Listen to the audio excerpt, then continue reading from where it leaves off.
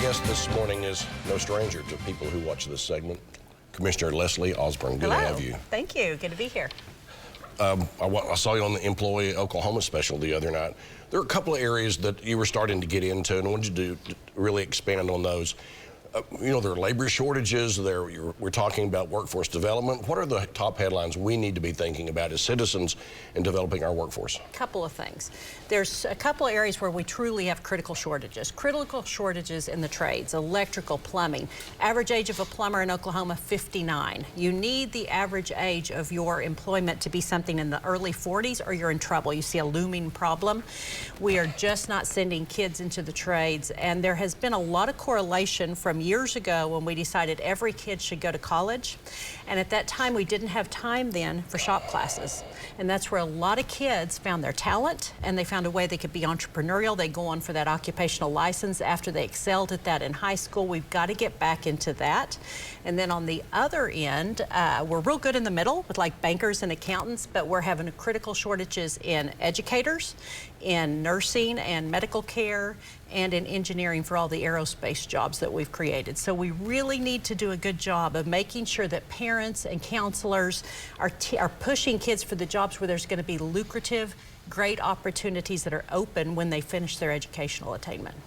Legislature is working right now on medical marijuana legislation and reform of what's happening over there, but I was surprised you're saying a huge amount of jobs have left traditional industries and gone into that field. Yes, and a lot of people didn't really think about it because it passed on a state question in 18. 19, it's implementing. COVID hits, and all of a sudden we start seeing all these shortages in the private sector, in the service area. So people are correlating that just to COVID. Like restaurants, places exactly, like that, right? Those kind of things, which were traditionally minimum wage jobs.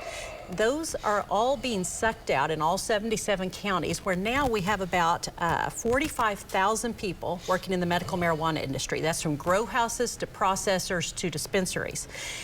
98% of those people were already here. They came from somewhere. Those jobs start at $12 to $15 an hour. So if you were working for 7-something and you could go work for 15, why wouldn't you do that? And it's in every segment of the state. So it's been something that people didn't correlate, but that 45,000 sucked out has seen those shortages. How some people are combating that is, I saw a story a few weeks ago, Hobby Lobby raised their minimum wage to $18 an hour for all employees. They're not having the problems that other companies are because they're addressing it by raising their wage, because it's the longest we've gone in U.S. history without raising the federal minimum wage. Yeah, you want to get more employees, pay them a little better, and they'll come in, right? And That's what the data says, right? It is.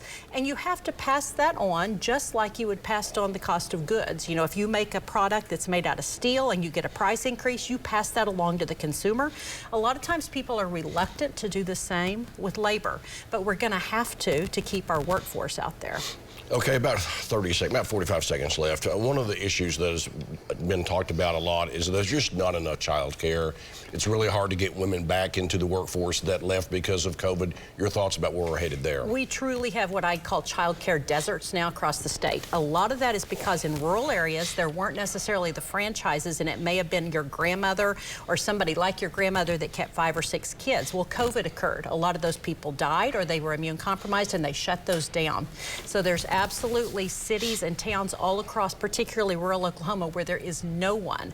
And if you don't have a mother-in-law or a grandma or someone that can do that, that's privilege, then you don't have anywhere, and it is absolutely affecting the labor markets. I hope that some of the ARPA dollars, the federal dollars that the legislature is working on dispersing, I hope they will do something with subsidized quality daycare. I think it would make a huge difference, not only for children and their future in education, but also for the young families that need to have 2 people working. Well, that's a discussion that's coming, and it's one that's going to have to happen really soon. Commissioner Leslie Osborn, good to see you. Thank you. See this again at news9.com/YourVoteCounts, and follow me on Twitter @MitchellTalks.